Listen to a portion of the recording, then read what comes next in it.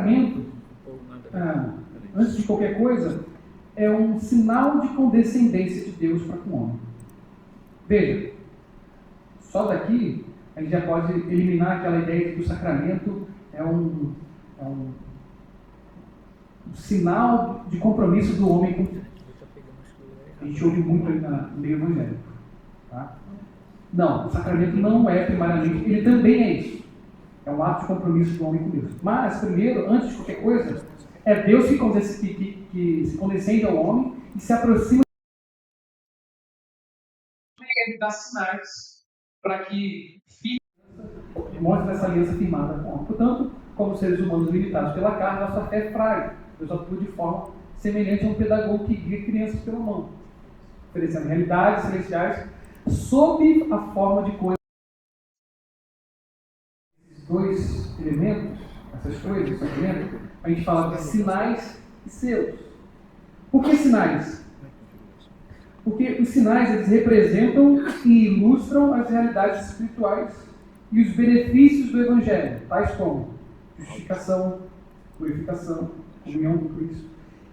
Essas ideias, ou esses ensinos, essas doutrinas que muitas vezes para nós passam de modo abstrato, a justificação, embora a gente fale sobre o que é justificação, a gente fala que tem a ver com um contrato judicial que foi cumprido, etc.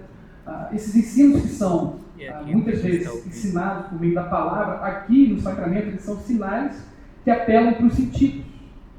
Então, aquilo que está sendo sinalizado, a água, o vinho, o pão, aponta para essas ideias que são normalmente faladas. E selos, a gente chama de selo, porque da mesma forma que na antiguidade você enviava uma carta para alguém e selava, né, daí esse símbolo aqui do The Secret, eu também achei um pouco parecido. Selo aqui.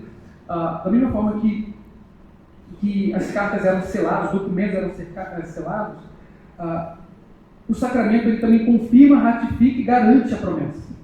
Por que eu estou dizendo isso? Da mesma forma que quando você recebe uma encomenda do mercado, sinais representam e ilustram, revelam os nossos sentidos físicos, como na graça invisível, tangível. Por exemplo, justificação. E no selo, confirma e garante. Autenticam a promessa oficial da benevolência de Deus, protegendo o documento contra violações, como o timbre do anel de um rei. Eu vou pedir para a gente ler alguns textos, eu queria que você abrisse a Bíblia aí, e inclusive lesse também. Eu não sei se os irmãos querem gravar ou passar o microfone para os irmãos lerem, porque eu não vou ler, vou pedir para vocês lerem. São três textos que eu quero ler com vocês, e o quarto é esse aqui, está em Romanos 4. Alguém abre para mim em Gênesis 9, 16, 17. Outra pessoa lê 22, 20. E por fim, a gente não precisa ler está aqui. Romanos 4, 11.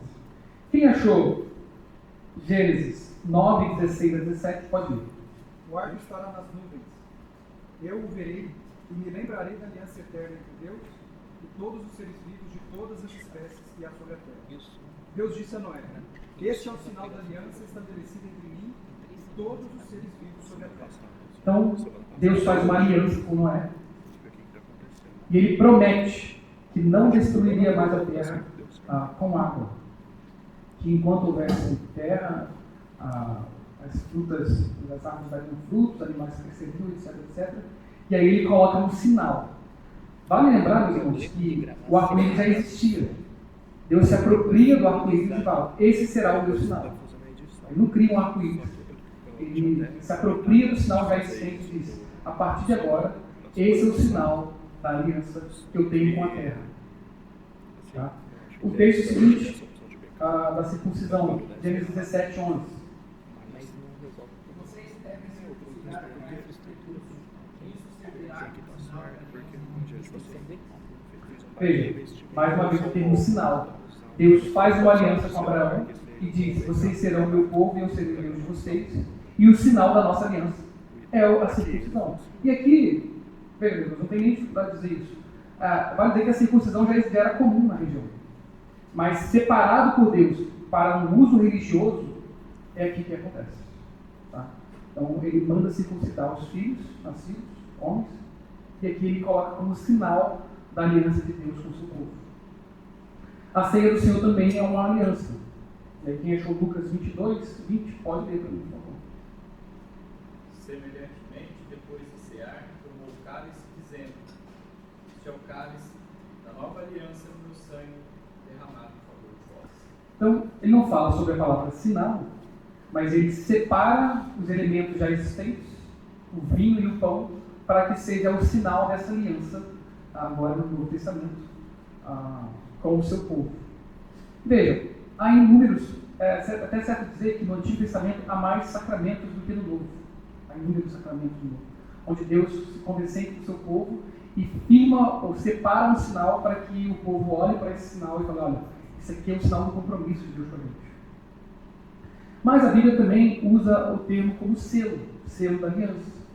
E aí ele está no texto anterior, está aí, ó, Romanos 4:11. E aí você tem os dois textos, né? As duas ideias juntas. E recebeu o sinal da circuncisão como o quê? Como selo da justiça da fé que teve ainda quando circunciso. Então, quando que Abraão recebe a aliança? Recebe a aliança antes da circuncisão. Quando que ele é circuncidado? Quando Deus manda. Deus separa o sinal. E agora, Deus dá o significado desse sinal. Olha, isso é um selo. Toda vez que você separar uma criança com esse sinal, você está separando o povo para mim. Eu estou me condescendendo a você. Se o sinal ilustra e aponta para a promessa divina, o selo serve para autenticar, validar e garantir a promessa. No contexto bíblico e do Antigo Oriente, um selo com um tipo de cera era uma garantia oficial de que o tratado seria cumprido, protegendo o documento contra as violações. Eu já falei sobre isso. Bem, vamos para um terceiro elemento importante, eu fundamentei biblicamente. Agora eu quero mostrar para vocês a necessidade da palavra e o vínculo dele ao sacramento. Muito importante isso. Bem, vamos lá. Para Calvino, e eu aconselho vocês verem volume 4 das Escrituras, a parte da ceia é muito difícil de entender, mas a parte onde ele apresenta os sacramentos é muito legal. É assim, é um deleite ver aquilo. Ele fala que a ceia, portanto, ou o sacramento, é uma acomodação visível da palavra pregada. Tá? Como eu disse, é uma acomodação. Deus amorosamente se condescende diante da nossa fragilidade. Calvino define o sacramento como um sinal externo mediante o qual o Senhor nos sela a consciência e as promessas de sua benevolência para conosco. O que Deus está fazendo? Para sustentar a nossa fé, que é frágil, que em alguma medida veja que interessante, quando a gente se converte, a gente não vira um ser totalmente espiritual. A gente não vira uma fumaça, começa a virar nuvem e começa a andar flutuando por aí. Não, a gente continua finito e carnal no sentido de humano, carne e osso, não carnal no sentido de pecador. Quero dizer. E o sacramento da parte de Deus é justamente essa acomodação à nossa finitude e fragilidade. Como seres humanos são limitados pela carne, Deus se acomoda à nossa capacidade de entendimento, oferecendo realidades celestiais sob a forma de coisas sensoriais, atuando de forma semelhante, como eu disse, ao pedagogo. Mas esses sacramentos, eles são inseparáveis da palavra. O sinal por si só, o sinal exterior, a água, o vinho, ou o pão, por si só não tem nenhum poder mágico secreto. Não tem nada de especial. Até que ele seja separado para esse uso. É a palavra proclamada que dá sentido ao sinal. E, portanto, se você tirar a palavra, a água é apenas água, o pão é apenas pão e o vinho é apenas vinho. Citando Agostinho, Calvino diz o seguinte, que é uma palavra visível. Olha, o sacramento é uma palavra visível. visível, representando a promessa de Deus, como se ela tivesse sido pintadas em quadros. E vale dizer, meus irmãos, vale dizer que quando a palavra, quando o pastor, ele separa o objeto, ou seja, o pão, o vinho, a água, pela oração, consagrando isso, a exibição do que está sendo feito, da água, do pão, do vinho, de fato é uma exibição real daquilo que Deus quer dar para vocês. Tá? Não é um símbolo apenas. Pela fé na palavra que foi proclamada antes, você pode olhar para aquele símbolo, né, e encarar ele como algo real, algo que Deus está te dando de fato. Para Calvino, por exemplo, Deus não nos engana com símbolos vazios. Existe sim uma analogia tão precisa entre o sinal físico e a realidade espiritual pela exibição do símbolo, a própria coisa que é verdadeiramente exibida e oferecida. A verdade do mistério seria subvertida se o sinal visível não correspondesse fielmente à realidade celestial que ele representa. Por isso, meus irmãos, por isso é tão importante os atos da ceia e do batismo. Então, por exemplo, quando o pastor pega o pão, levanta o pão e parte o pão, né, ele está justamente simbolizando o sacrifício de Cristo que foi partido por amor de muitos. Quando, e aqui eu vou mostrar meu lado ultra-presbiteriano, quando o pastor pega a água e asperge a água, e não apenas a funda, eu estou dizendo isso porque Calvino não vê problema de submeter alguém à água e nem muito menos entornar a água. Ele defende a ideia de que os três modos são possíveis. Mas quando o pastor pega e asperge a água, justamente ele está representando a ação que o Espírito Santo ele está elucidando a forma como o Espírito Santo é ilustrado durante todas as Escrituras. Então, por exemplo, você tem no livro de Ezequiel a promessa de Deus, no livro de Ezequiel 36, não me lembro agora de cabeça, mas que o Espírito Santo seria aspergido sobre o seu povo. E aí você tem o próprio livro de Joel e o próprio livro de Atos, portanto, seria derramado sobre o seu povo. Né? Por quê? Porque isso são ilustrações ou analogias ou símbolos daquilo que de fato o Espírito Santo faz espiritualmente sobre o seu povo. E aí quando o pastor ele está aspergindo água, ou até mesmo derramando água, ele está justamente ilustrando essa ação espiritual que já aconteceu na vida do povo de Deus. Quando o pastor separa, ou de muitos pães ele divide para a igreja, ele está realizando ou demonstrando uma realidade espiritual. De modo que a gente não pode olhar para essas coisas e achar que ali só há meramente um pão, ou meramente uma água, mas sim o próprio Deus fazendo uso daquelas coisas. Bem, e aí eu mostrei aqui de forma visual justamente como é feito o sacramento. Tá? O sinal visível, que é a matéria, o pão, a água, o vinho, e a promessa da palavra, a palavra da promessa, de certa forma. Juntando essas duas coisas, a gente tem o sacramento. E aí, como a própria frase de Agostinho diz, tire a palavra e a água não é mais nem menos do que água. A palavra é acrescentada ao elemento e o seu resultado é o sacramento.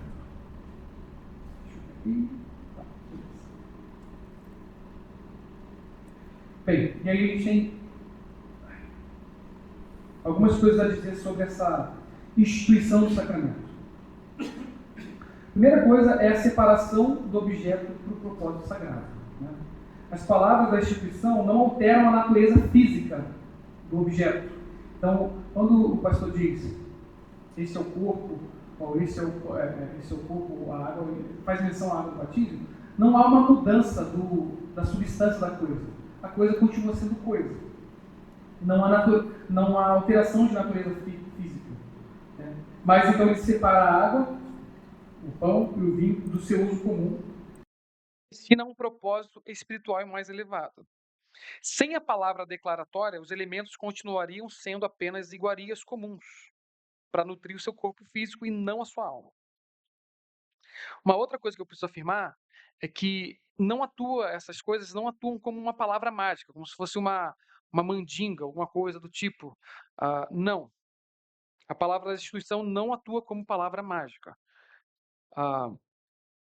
Por exemplo, essa ideia, ela se opõe justamente à ideia do catolicismo, que quando o sacerdote então sussurra a palavra, eles acreditam que o pão se transforma literalmente em carne e sangue e corpo de Cristo. Por que eu estou dizendo isso? Porque, a despeito da palavra da instituição, a forma com que vocês se apropriam da bênção do sacramento não é por meio da palavra da instituição, é pela fé.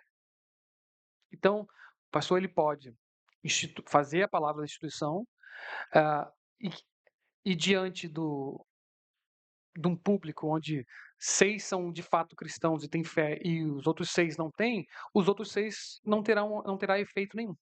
Então a palavra é importante, mas importante também é a fé, que se apropria da promessa de Deus, que diz, eu abençoarei meu povo, eu alimentarei meu povo, ou eu lavarei o meu povo, e você pela fé se apropria daquelas palavras e se apropria do símbolo como se fosse a própria coisa significada por Deus. Ela deve ser proclamada de forma nítida, a palavra da instituição, e audível para que a congregação compreenda o significado do sinal visível, edificando os ouvintes e conduzindo o povo de Deus pela mão até a graça prometida. Mas tem um terceiro tópico aí que é a subordinação. A palavra pode salvar sem o sacramento, mas o sacramento não é absolutamente nada sem a palavra. É apenas um acréscimo. É apenas um acréscimo. Então, a palavra em si, ela já é poderosa, ela salva, mas ela é superior, aliás, ela é superior ao sacramento, e o sacramento está sempre subordinado à palavra. O sacramento é inteiramente dependente da palavra. A palavra de Deus é viva e pode atuar, como eu disse, gerando fé. E aqui tem um ponto muito interessante. A pregação da palavra é a que gera fé. O sacramento não gera fé. Tá? Ele confirma, mas ele não gera. E aí vocês podem começar a perceber a ligação entre sacramento e a palavra. Tá?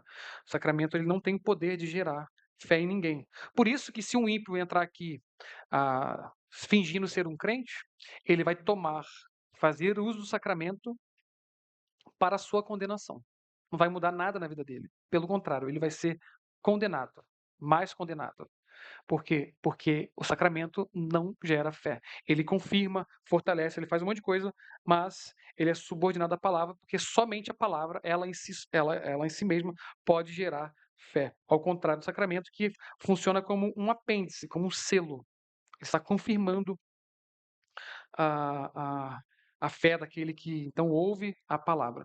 E aí, por exemplo, isso responde algumas coisas. Poxa, mas por que que o batismo X não foi validado quando... Mas eu cria. Não, mas eu senti que foi. E etc, etc, etc. Aí você pergunta, você confiou em quê? Tinha palavra para ser pregado? Sua fé se apoiou em algo? Ou só no símbolo? Tá vendo como que precisa haver... Veja, precisa haver a palavra para que você se apoie em algo. O símbolo ele é subordinado à palavra, mas a palavra é que sustenta o símbolo. Portanto, quando a gente fala assim, nossa, você vai se batizar ou vai fazer, é justamente porque não há pregação da palavra. Eu estou dizendo isso, queridos, porque para Calvino, quando vocês forem ler as Institutas, se vocês tiverem essa oportunidade, Calvino ele cria que os católicos não precisavam se batizar. Tá? E é justamente porque num período de transição, onde eles estavam modificando, estavam reformando a igreja, primeiro, que não havia ninguém de fato para ensinar a palavra. Por exemplo, Calvino, como que o Calvino ia se batizar se não tinha ninguém para ensinar a palavra? Tem esse aspecto propriamente prático. E segundo que, embora tenha existido um afastamento tão grande, ele reconhecia que em muitas igrejas ainda havia pregação da palavra. Esse era o argumento de Calvino. Por exemplo, a igreja católica, a igreja protestante americana, algumas igrejas presbiterianas não rebatizam católicos, por exemplo. Mas justamente porque o catolicismo romano é muito diferente do catolicismo brasileiro, que é muito sincrético. O brasileiro é assim, ele já é um afastamento do catolicismo mais tradicional. Mas eu só estou dizendo isso para mostrar para vocês que quando ainda há um ensino da palavra, há, há uma possibilidade de se considerar algo. No entanto, o que a gente vê por aí, na sua grande maioria, há um afastamento total da palavra, de modo que a pessoa não possa se apegar a nenhuma promessa, porque a palavra não foi pregada. E, por fim, a força física não está nos elementos. A eficácia reside apenas nas promessas que devem ser apropriadas unicamente. Portanto, se não há pregação da palavra, o sacramento não passa de um símbolo vazio e, portanto, não pode ser apropriado. Na administração do batismo e da ceia, as palavras da instituição, como "este é meu corpo", ou "em nome do Pai, do Filho e do Espírito Santo", não servem para transferir poder físico aos elementos, mas funcionam como testemunho de Cristo de que ele está se comunicando espiritualmente com o crente. A força do sacramento reside nas promessas contidas nessas palavras, as quais devem ser apropriadas unicamente pela fé. Tá? Se a pessoa recebe o sinal vazio sem crer na palavra, que o fundamento do sacramento não lhe oferece nenhum proveito espiritual. Bem, agora vamos falar sobre o selo. O que quer dizer esse selo? E aqui eu acho que é a parte onde a gente mais negligencia o entendimento dessas coisas. Porque muitas vezes a gente vem para a ceia sem as expectativas corretas e sai dela sem expectativa nenhuma.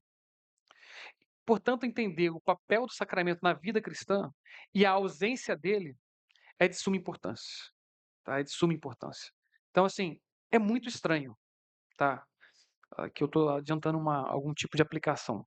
É muito estranho um cristão que ceia apenas uma vez por mês, se ausentar da ceia e achar que está tudo bem. Tá? Digo isso porque há muitos pastores bons e teólogos bons que entendem que o sacramento deveria ser administrado toda semana. Tá? E aí você tem a oportunidade de ser confirmado, nutrido, fortalecido uma vez por mês. Ou seja, Deus se condescende, além do que ele já se condescendeu com você por meio da palavra, ele agora te dá um sinal visível, onde você pode apoiar a sua fé de forma física, concreta, de modo que eu não tenho direito de dizer que um irmão não é crente enquanto ele está ceando. Veja, o sinal visível de que esse irmão pertence à aliança é o fato de ele estar ceando.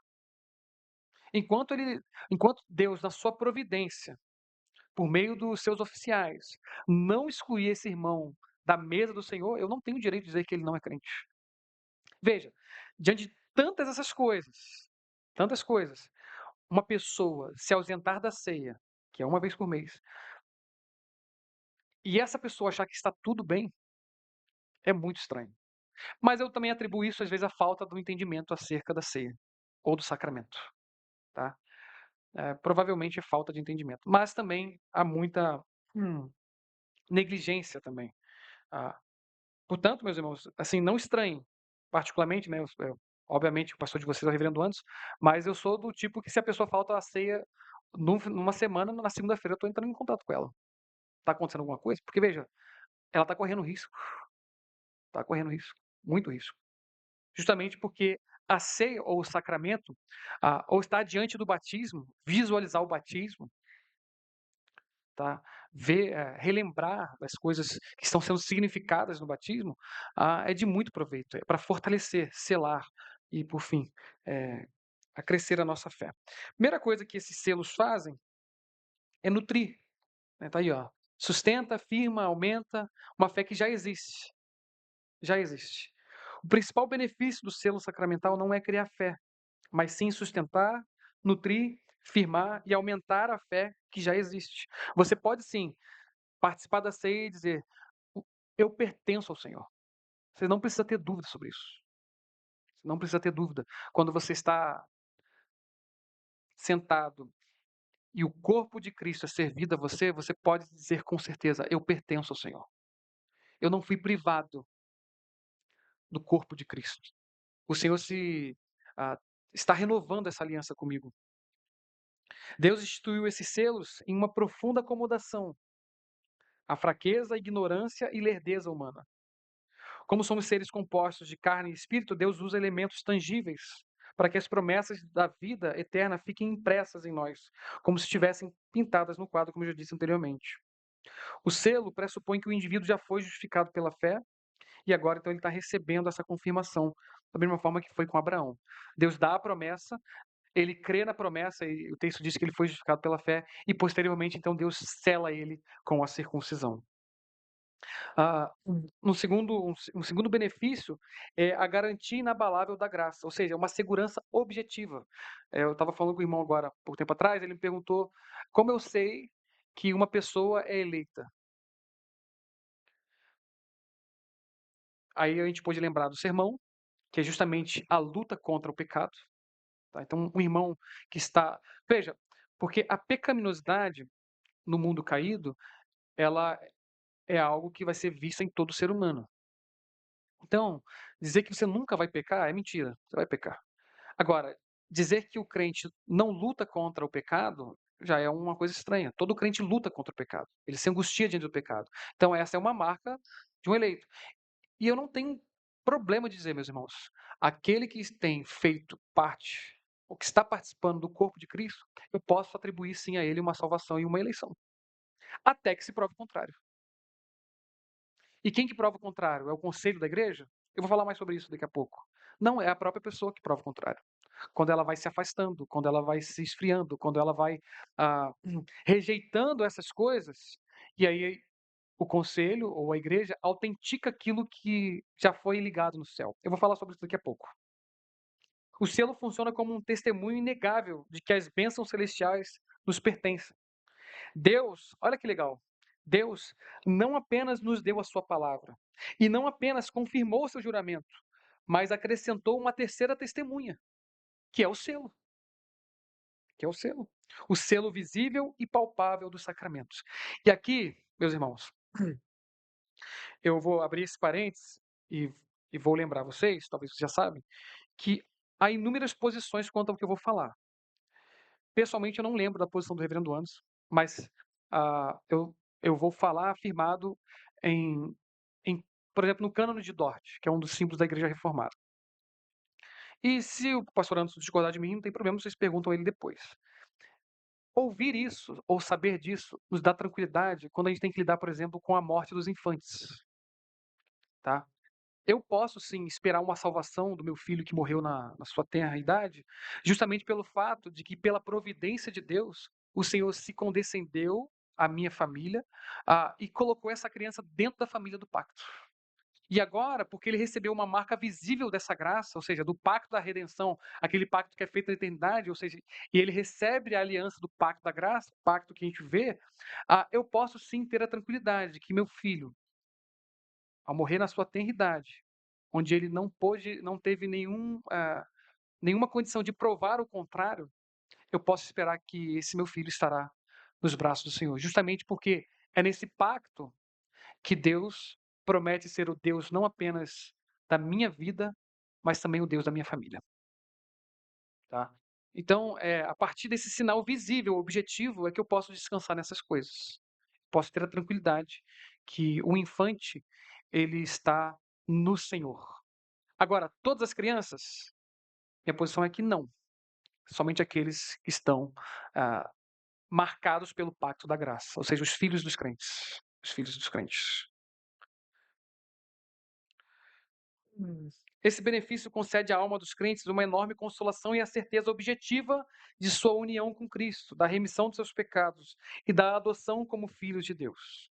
Ao recebermos o selo, temos a garantia visual de que o próprio Cristo, com todos os seus benefícios e riquezas espirituais, nos é oferecido verdadeira e essencialmente. Portanto, a pacto, ou seja, o sinal da aliança, ele é um sinal visível e objetivo onde a gente pode apoiar a nossa fé, verdadeiramente. Irmãos, isso é muito importante porque a gente vive um evangelicalismo meio platônico. A gente não consegue associar coisas físicas a coisas espirituais. E veja, o que torna algo espiritual não é o fato dela ser físico ou invisível, tá? Entendam isso. Gravem isso no coração de vocês. O que torna algo espiritual não é o fato dela ser invisível ou ser física. O que torna algo espiritual é o fato de encontrar essa coisa confirmada nas Escrituras. Então não é porque é físico que deixa de ser espiritual, tá? Não é porque é físico que deixa de ser espiritual. O fato de ser, o fato de encontrar uma promessa sobre esse determinado assunto é que faz isso ser espiritual, tá? Ah, porque normalmente a gente associa espiritualidade àquilo que é invisível, àquilo que não é palpável, mas biblicamente isso não é verdade. Porque Deus é um Deus que se aproxima do seu povo, é um Deus que alimenta o seu povo, é um Deus que faz todas essas coisas também de forma tangível, e a gente vê isso por meio dos sacramentos. E aí sim, um terceiro momento é uma transação pactual. Como eu disse, a despeito, aliás, Deus, o sacramento é um sinal de Deus com seu povo, mas também é um sinal de compromisso do povo para com Deus. Mas primeiramente, é um sinal de Deus com seu povo. Primeiramente. Então, se você está às portas de, de receber esse selo, esse sinal, dê graças a Deus. O Senhor, na sua providência, no seu cuidado, tem se achegado a você e tem te marcado. Ah, e também, você pode entender isso como um sinal público do seu compromisso com Deus. Os selos não são apenas garantias gerais do Evangelho, mas marcas de um compromisso pessoal e de uma transação pública entre Deus e o crente. E aqui, à medida que Deus trata com todo o seu povo, individualmente ele também trata com indivíduos, quando cada um desses indivíduos recebem o sinal do sacramento. A gente vê isso aí também como benefício do sacramento. E por fim, é um meio eficaz da graça. É um meio de graça eficaz. Alguém abre para mim em 1 Timóteo 4, verso 7 e verso 8. Embora os sacramentos não possuam poder mágico ou uma virtude física independente dos elementos materiais, por causa da promessa de Deus, eles se tornam um meio de graça. Provavelmente vocês já aprenderam isso aqui em algum outro momento. O que é um meio de graça? É aquele meio determinado por Deus, em que ele se compromete a abençoar o seu povo. Então, além dos sacramentos, qual seria mais algum outro meio de graça? A própria pregação da palavra é um meio de graça. A oração é um meio de graça. Deus promete abençoar. E veja que interessante, Deus promete, e independente do seu estado físico, independente do seu estado emocional, independente da sua vontade, independente de qualquer coisa, ao fazer essas coisas, Deus prometeu te abençoar por meio delas. Porque às vezes a gente associa a bênção de Deus na nossa vida, a nutrição da nossa vida, aos nossos sentimentos. Então a gente fala assim: nossa, eu não tô com desejo de orar hoje. Irmãos, vocês acham mesmo que Deus ele depende do seu desejo de orar para te abençoar? Enquanto ele prometeu na sua palavra te abençoar enquanto você ora? Ah, por exemplo, eu estava no acampamento de jovens agora, né? E aí você vai ouvindo as coisas. Porque os jovens são avoados, são aquilo outro, não prestam atenção, pipi, babá, babá. Veja, Deus não precisa da disposição deles para abençoar eles. Deus prometeu que por meio da palavra abençoaria aqueles jovens. E eu posso ter a tranquilidade de fazer aquilo que Deus me chamou para fazer, contando com a promessa de Deus de que ele abençoaria aqueles meninos, aquelas meninas. Eu não estou dizendo isso porque meio de graça não depende nem da sua vontade. Digo isso para vocês lembrarem que a fé, que é algo sobrenatural, ela opera sobre a sua vontade, opera sobre os seus sentimentos e opera sobre a sua vida. Ela é anterior a essas coisas. A fé que Deus deu é que vai mover essas coisas. E você pode muito bem ter fé sem ter vontade. Pode, tranquilamente. E eu tenho certeza que muitos de vocês já fizeram coisas sem vontade. E como que explica isso? Porque você creu na promessa de Deus. Tenho certeza que muitos de vocês já fizeram coisas sem sentir nada. Tá? E veja, e quando a gente diz que o sacramento é um meio de graça, pela fé, meus irmãos, agarrem isso com toda a sua força. Venham dispostos, eu vou falar depois sobre a preparação dos sacramentos, para receber o sacramento. Mas lembre-se disso, Deus prometeu dar a vida de Cristo com todos os seus benefícios, quando ele então estende, ou ele chama você para sentar à mesa dele. Mesmo quando você não sente nada. Mesmo quando você nem tem vontade. Até mesmo, que olha que interessante, até mesmo quando você não entende tudo. Imagina se dependesse da nossa compreensão das coisas. Vocês teriam que fazer um bacharel em teologia de 4 anos para poder ceiar de forma, olha, top. Não, nem disso precisa. Por quê? Porque a bênção do meio de graça repousa na promessa de Deus, no fato de que Deus prometeu abençoar o seu povo. Aí quem achou aí 1 Timóteo? 1 Timóteo 1, 4, do 7 a 8, pode ler. Ele está usando o tempo de devoção, mas normalmente isso tem piedade, né? O que ele está dizendo? Olha, não se exercite, exercita-te na piedade. O exercício físico não tem quase nenhum proveito. O exercício da piedade, ou seja, fazer aquilo que Deus determinou para que você fizesse, contém a promessa de Deus. Não só para essa vida, mas para a vida que virá. Ou seja, exercitar-se nos meios de graça, ou seja, nos exercícios que Deus determinou para que Ele te abençoasse, é o meio pelo qual Deus determina a sua bênção. Eu lembro, semana mesmo, conversando com a Stephanie, ia ter um aniversário de uma criança lá no prédio, e ela falou assim para mim, eu tô sem vontade nenhuma de ir, ficar lá, tal, não sei o quê. Pá. Falei, pô, quer saber? É agora que você tem que ir. É agora que você tem que ir. E aí é muito legal esse tipo de coisa, que a pessoa vai sem vontade e volta regozijante, né? Sempre assim. Sempre assim. Tô sem vontade para a igreja, aquele choro, aquela coisa. Vai assim mesmo, porque é um meio de graça. É um meio de graça. Então, o sacramento é essa forma, é esse exercício de piedade visível. Olha, você vai ver o pão sendo partido e você vai ouvir, você vai lembrar da palavra, você vai ver a água sendo derramada, você vai lembrar que Cristo purificou os seus pecados, lavou você, remiu você e por aí vai. Bem, e a igreja, a relação da igreja com os sacramentos? Aqui que eu acho bem legal a gente dar um passo aqui e compreender melhor sobre isso. Eu vou botar aqui. Eu não gosto de botar antes porque vocês ficam olhando para lá, vocês não olham para mim, né? Aí o notebook ele me derrubou aqui, né? Porque botou as chaves da igreja católica ali, ó, me quebrou. Nem sei se é, mas lembra bastante.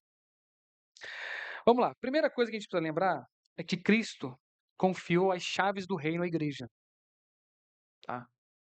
Mateus 16, 19 diz assim: Dar-te-ei as chaves do reino dos céus, e o que ligares na terra terá sido ligado nos céus, e o que desligares na terra terá sido desligado nos céus. Depois, em Mateus 18, 17, ah, parece que Jesus amplia a autoridade da igreja, quando ele diz assim, ó, se recusar a ouvir também a igreja, considera-o como gentio e publicano.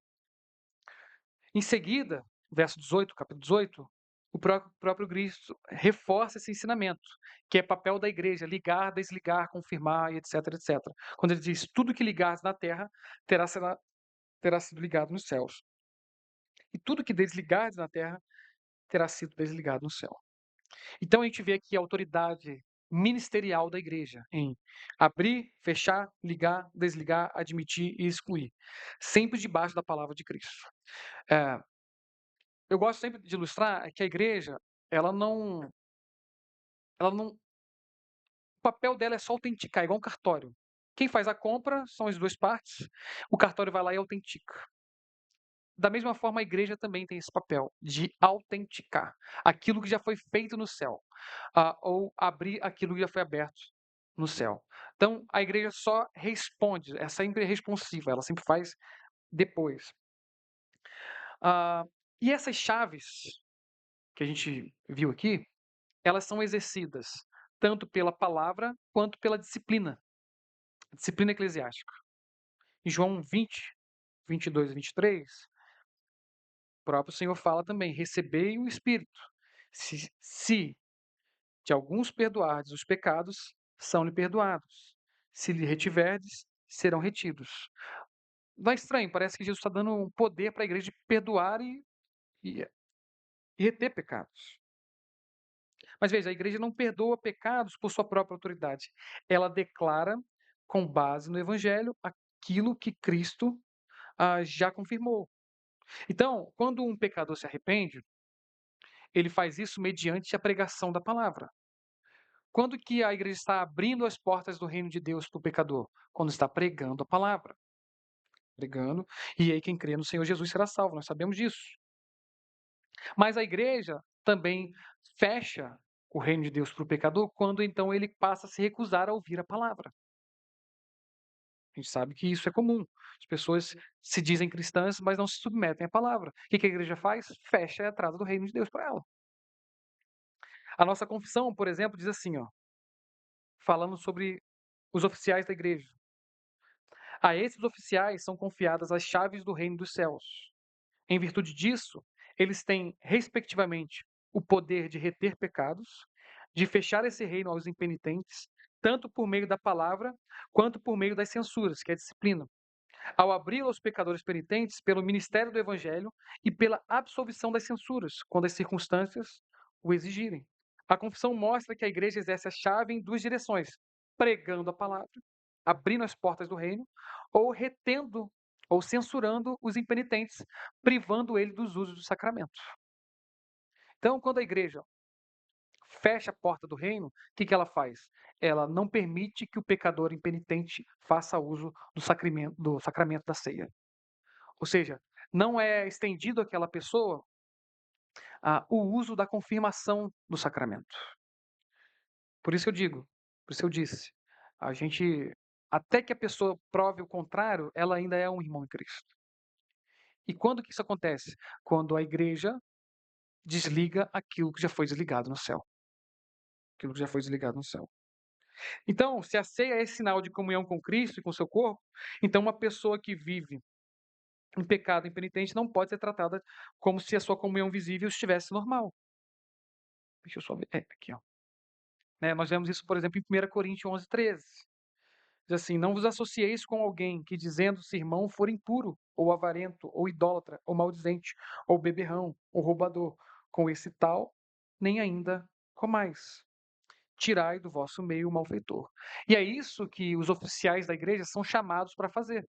Representarem a Cristo não para fazerem a sua vontade, mas para fazerem a vontade do Senhor, privando os impenitentes do uso do sacramento. Assim, a suspensão da ceia não é uma vingança da igreja, mas uma aplicação pastoral do poder das chaves. A mesa é o sinal da comunhão e por isso, quando alguém permanece em impenitência, a igreja deve chamar essa pessoa ao arrependimento, também por meio da restrição à mesa.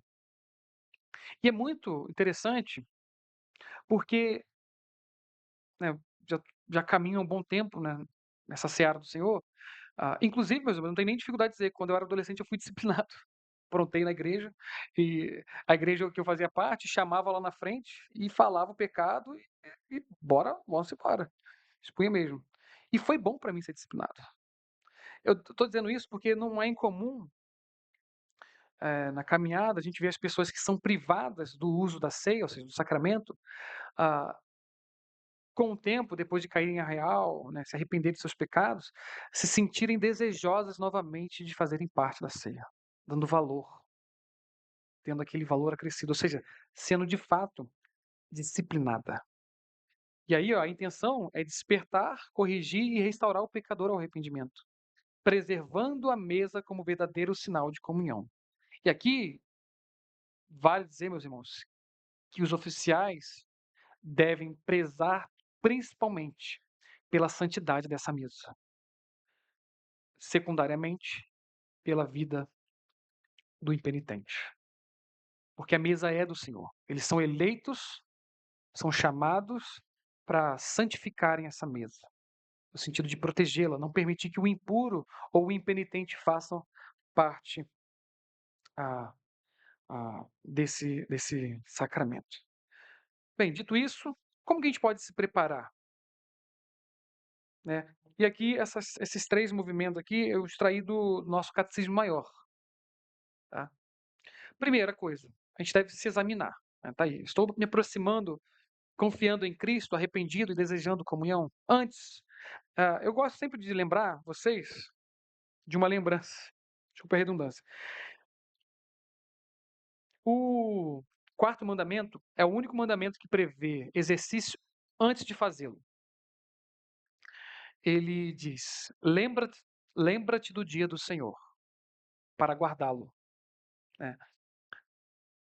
Como toda ceia ela deve ser executada, feita dentro de um culto, dentro do dia do Senhor, meus irmãos, é natural que você se prepare para fazê-lo.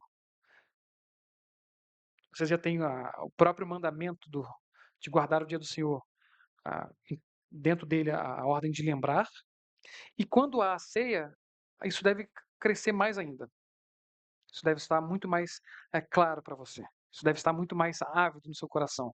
Você deve sim se preparar. Onde está o seu coração? Lembrar dessas coisas, dos benefícios da ceia. Isso tudo deve ser feito para que a gente tenha expectativas. Como eu disse na pregação, a oração não termina quando ela acaba. A gente deve ter, sim, uma expectativa de que o Deus que prometeu abençoar irá nos abençoar. Não é só ter a informação. Não é só ter a informação. A gente deve, sim, criar esse tipo de expectativa. O segundo modo de lidar com a ceia é durante ela. Lembre-se, não olhe para o pão apenas como pão. É Cristo que está sendo oferecido a você. A gente não deve olhar para o pão e se contentar com o elemento físico que está sendo nos dado. Desculpe a piada, se você quiser comer pão, vai à padaria. Se o lance é o pão, você pode ir na padaria e resolver teu problema. Mas lembre-se que Cristo prometeu te alimentar, te nutrir com o seu próprio sangue, com o seu próprio corpo. Então, tenha isso com clareza, que espiritualmente você estará recebendo de fato o corpo de Cristo. E por fim, depois, e aqui eu acho que é uma das áreas ou de uma das ações mais negligenciadas, porque a nosso catecismo maior, ele diz que a gente deve examinar os frutos dessa participação, para ver se a gente está participando dela de forma apropriada. Por que isso? Porque Deus nunca falha nas suas promessas. Quem está falhando é a gente. Veja que interessante. Deus prometeu te abençoar, nutrir, fortalecer, vigorar. E aí na segunda-feira você já está dando topada, para não dizer outras coisas. Isso não está latente. A gente já está fazendo rolamento no Instagram, esquecendo de tudo. Não há reflexão, não há apropriação da bênção prometida.